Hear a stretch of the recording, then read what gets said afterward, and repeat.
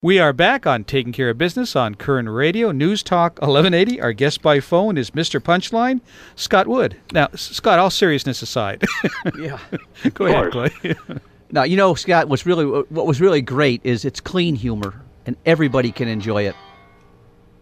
Oops. And that's what I like. You know, when I grew up with the great comics, you know, Henny and Steve Allen and all the guys that were on Merv and Johnny, and I mean, the list goes on, all the great comics. A lot of them aren't even around anymore, but they were so funny and they were so clean, you know, and we're bringing up our kids on things like I Love Lucy and the Andy Griffith Show, and I mean, Don Knotts, you can't get a greater character actor than Barney Fife, you know, I mean, what a great character.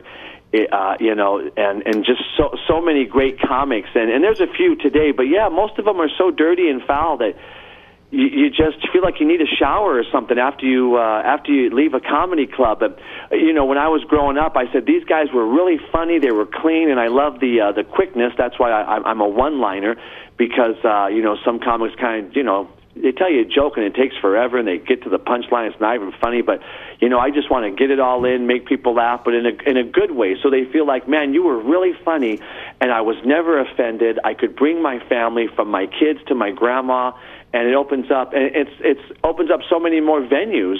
I tell other comics, you know, if you're clean, you'll work a lot more. And it's so true, because I can do a church or a comedy club, same show. And they all pay, so I mean, you know, why not? Sure. So, but you think clean sells. It doesn't have to be dirty, does it? No, it doesn't. It does not have to be.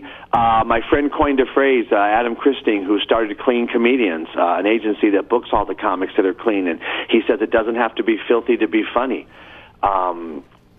Which is a funny story, because that was the slogan that he came up with, and he had all these brochures printed up, hundreds of them, with our faces and our bio and how to get a hold of us. And again, the slogan was, it doesn't have to be filthy to be funny. Well, I guess some way there was a typo or some kind of miscommunication. So when we got the box of flyers, this was back in 1991 when he started the Clean Comedians agency, the flyers looked great, and right across the front it had the quote, and it said, Clean Comedians is an organization of stand-up comics who believe it doesn't have to be funny. Kind of takes the pressure off you there. Yeah, doesn't it, though? Yeah. Makes it a little bit easier. But a little bit easier. We're comedians, and you know what? It doesn't have to be funny. Yeah, I just love to, you know, my whole thing as a comic is I challenge myself when I write, and when I write for other comics who are clean, but basically for me in my act, I go, how funny can I be?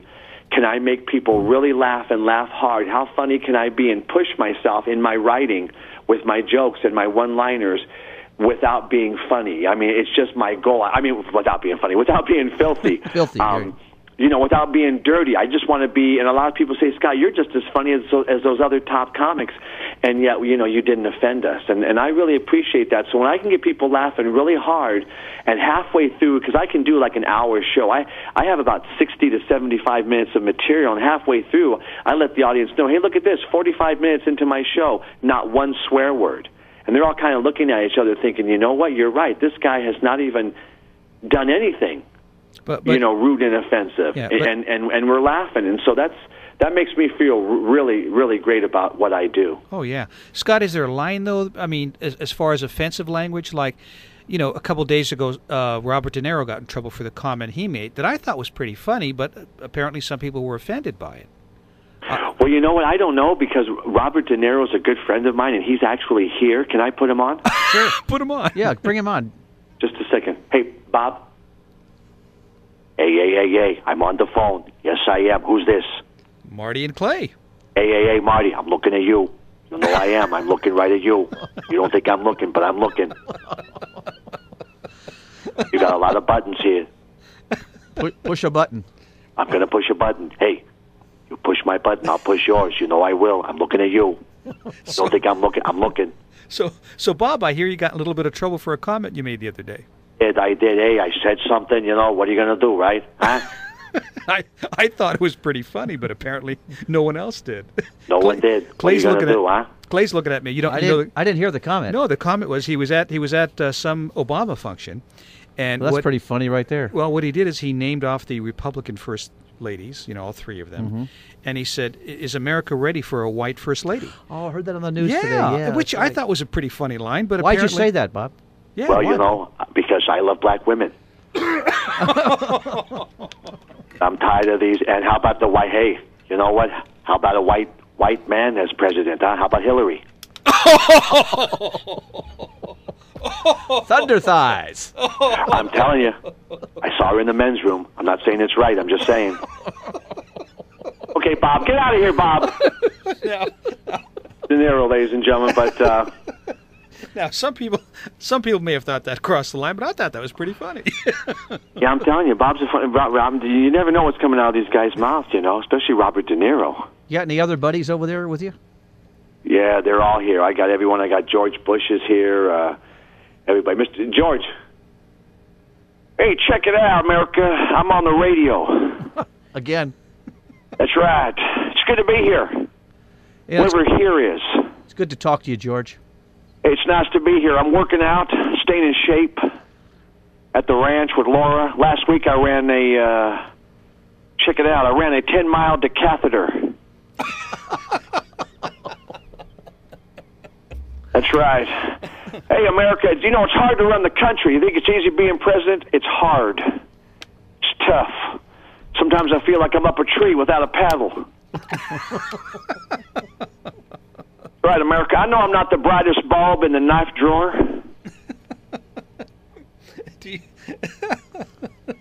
But, hey, that's America. I like America. It's full of Americans. We're spending some time with Mr. Punchline, Scott Wood, and with ex-President George Bush. Hey, George, you never made any negative comments or said anything about our current president. Do you have anything to say about him? Well, I like Obama. The answer would be no. But, hey, America, how's that change working out? Have you still got some in your pocket? That's about it. I'm telling you. Forget about it. It's money. I got the worst bank, too. I hate my bank. I won't tell you the name of my bank, but the initials are B of A. Don't you hate the banks? I'm in line for like an hour. The lady says, it's always long on Friday. I said, I've been in line since Tuesday. Do you know everyone who works at the bank or the post office? They all have the same name. Next window, please. That's for sure. Forget about it. Or closed. Or closed. There you go. But who else is here? I got Stallone. Stallone wants to jump on the phone. You a Stallone fan? Yeah, we like old Stallone. Cut me, Mickey. Cut me. Hey, yo, absolutely. Right. Hey, yo. Hey, yo, I'm on the radio, right? You want to fight over here with you, right? Yo, go in there, Adrian, right, with this fight, right? And boom, you know what I mean? Hey, I have no clue what he said. Hooked on Phonics worked for I Stallone. have no idea what he just said, Scott. But he rakes in the money. So, like Celebrity Week on Wheel of Fortune, he was like, hey, yo, I want to buy a vowel. Is there a B? A B? They said, Stallone, a B is not a vowel. Yeah, right. No, I'm kidding, right? L? L? Yeah, L. That's not a vowel. Marty just told me that. Marty's a good guy. Marty, He's a pretty smart guy. Yeah, I didn't go to school deep. I remember Marty years ago. I remember Marty's teacher used to put him down. She's like, Marty, you're stupid, you're ugly, you're an idiot. And Marty was homeschooled. Which is not good, I think. Homeschool is the worst. I mean, if you want to cut class, what do? Hide in the hamper? And prom nights, you got to dance with your dad? Well, it depends which was a joy for me. Depends on where in the country you live. Speaking of which, they're doing CSI Arkansas. Have you heard about that? CSI Arkansas. How do you solve a crime? There's no dental work. And if I'm not mistaken, all the DNA is the same. And family trees have no branches. What a night!